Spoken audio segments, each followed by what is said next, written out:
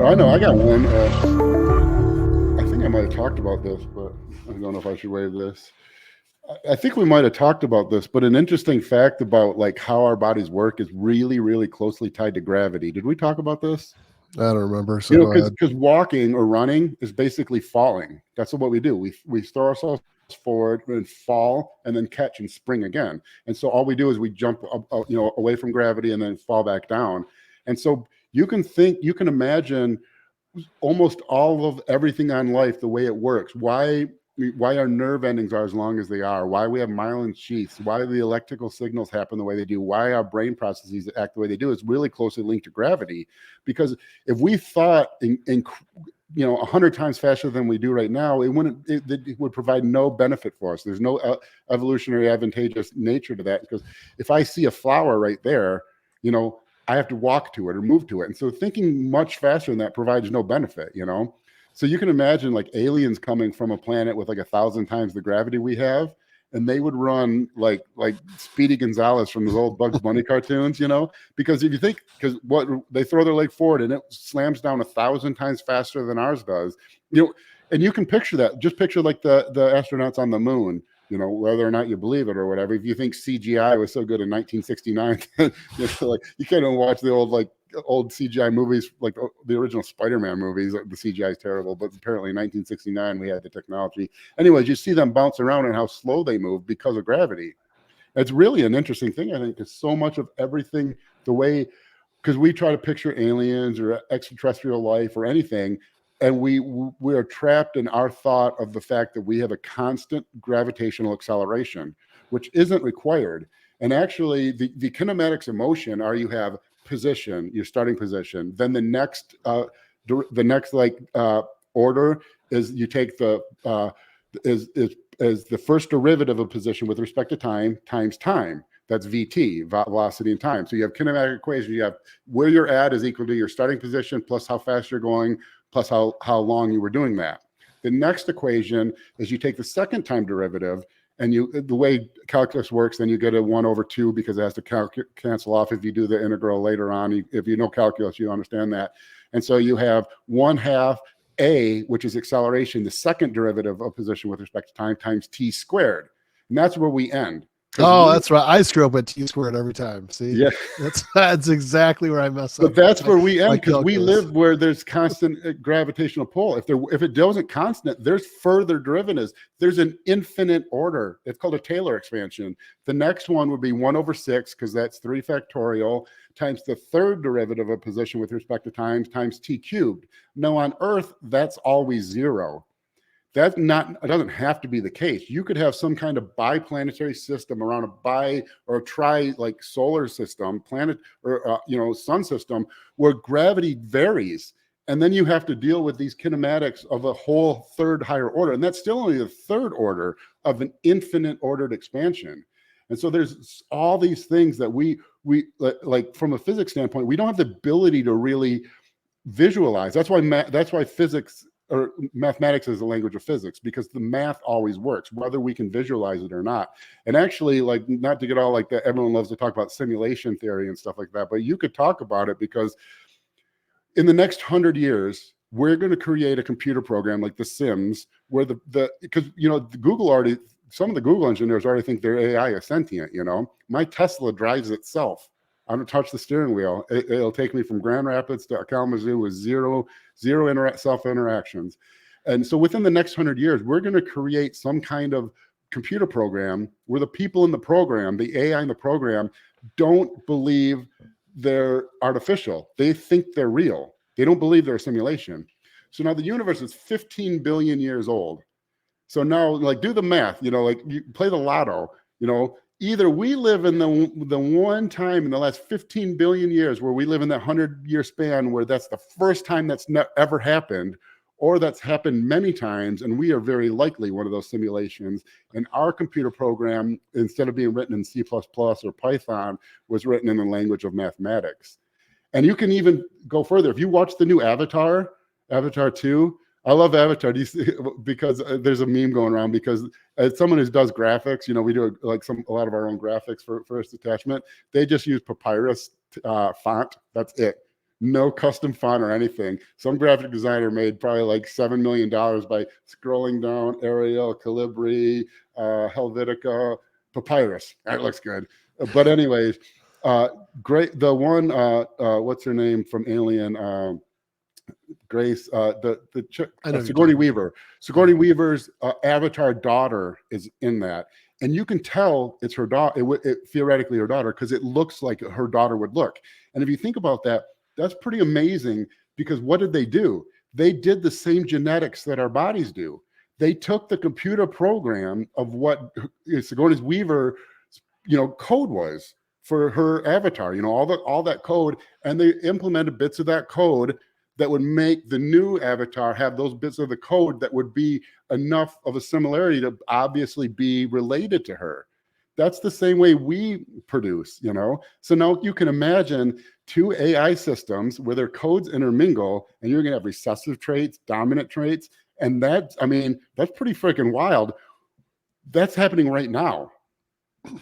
So to think like in 15 billion years, either we won the lottery of all lotteries of all lotteries of all lotteries, or that has happened likely many, many, many times throughout the vast universe, because there's roughly 400 billion stars in the Milky Way galaxy, in our single galaxy.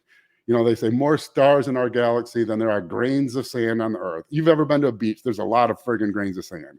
Okay. Right. Each of those stars have planets around them usually. That's just our galaxy. They think there's as many as 1 trillion galaxies, each with hundreds of billions of stars in the observable universe, which may only be a tiny, tiny fraction of the real universe, which may only be one of many, many multiverses. And actually, if you do like the many worlds theory of quantum physics, everything that could ever happen does happen. And we just happen to be in a particular timeline where whatever currently is happening is happening. But there's another timeline where I didn't do this stupid rant. There's another timeline where I didn't quit bodybuilding. There's another timeline where I don't know. I didn't break my nose when I was 12 and I ended up being an attractive adult. I mean, all these things, and all of those happen, and mathematically, that is what happens. That's the freaky part, is the mathematics that works most eloquently is always what ends up being right. Paul Dirac theorized the positron without even theorizing it, basically by developing quantum electrodynamics or quantum field theory. To include the electron, there was basically the solutions required a second solution of the opposite, polarity or whatever, which would be the opposite of an electron or positron. Nothing in physics said at the time that was possible or could be possible or anything. But what ends up happening time and time again, when you do the mathematics and the mathematics are correct, later on, regardless of how absurd the mathematics seem, eventually experiment agrees with the mathematics. And eventually later on, the positron was proven, antimatter was proven. And right now, the many worlds theory appears to be the most mathematically, and I say this as someone who, I have a master's in physics, and I completed the PhD level coursework for physics, and I love the mathematics of physics, but this is, I have to trust the real super geniuses that this is the most eloquent mathematics solution, because it's not like I'm working out these solutions, or anyone is, because the computer has to do it at this point. But the most eloquent mathematical solution to explain reality is the many worlds theory, where everything that can happen does happen, and we just happen to be in a specific timeline at any given moment that we think this is the one thing that happened. Yeah, no, that's great. I the whole time I was just thinking I need a blunt and some scotch so that we can mirror Elon Musk and Joe Rogan. Yeah. Because I feel like I'm talking to Elon Musk right now. Speaking of Elon Musk, I do want to ask a question though about that.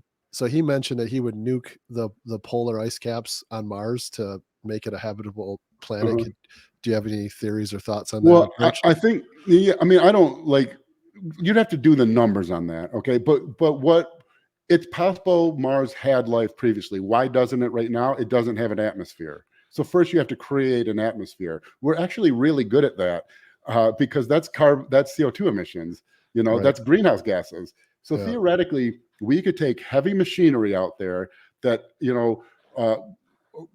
we, like through nuclear fusion, you could have enough energy to supply like a planetary level amount of energy for a long period of time. And you have these massive factories pumping out greenhouse gases, just powered by nuclear fusion, all the power, because we don't have to worry about saving the planet, which is another dumb thing, because you don't save the planet. The planet's going to be here long after we are. We're saving ourselves when we say save the planet. The planet don't give a shit. But anyways, you pump out these greenhouse gases, and eventually you create this immensely dense carbon dioxide atmosphere. And eventually it'll get so dense that it'll have enough gravitation. Because at first that's what I was going to ask, is what about the gravitational pull of Mars? Is that it's like 0.6 what ours is or something, but it'll float away. You can't just create a greenhouse gas, it floats away. But you start piling up enough and it gets dense enough and it sticks around and gravity pulls in and gets denser and denser and denser, and eventually you get this really heavy CO2 rich like atmosphere around the surface of Mars. Then what do? Put a plant anywhere. Plants thriving on CO2. What happens then? Photosynthesis. Then what does it pump out? Oxygen. You give it about 500 years theoretically, and you could have an oxygen. I mean, we're only about 26% oxygen, I think our atmosphere is. You can get 1/4 of the atmosphere to be oxygen at that point, and then humans could breathe it. What else do we need? Water. And and then that also releases oxygen also. And so theoretically, if there's a lot of ice at the polar ice caps, you explode that out into a heavy, dense atmosphere where it's not just going to evaporate completely into space. You have a water-rich planet with an oxygen-rich atmosphere, and none of us would be around for it. But theoretically, I don't see how you argue it's not possible, because, we just do the same things we're doing on Earth at a much, much larger scale. Only in that case, as opposed to, killing the climate, we're creating the climate. But that whole like save the planet thing cracks me up, because like the planet's not going anywhere. It's a giant ass rock that's going to be there long. We're trying to save ourselves. Whether or not you believe in it or whatever, it doesn't matter, but it's not save the planet. It needs to be marketed as save ourselves, because the planet is going to be just fine. Ice age, heat wave, desert, whatever. I mean, the planet survived a collision with a Mars-sized planet at one point. That's how we think the moon was formed. We think a planet about the size of Mars collided with Earth, which was much larger at the time. Earth, exploded apart into two large cores, which then formed into new oblate spheroid masses that were in synchronous orbit, which is what the moon is. Good deal. Well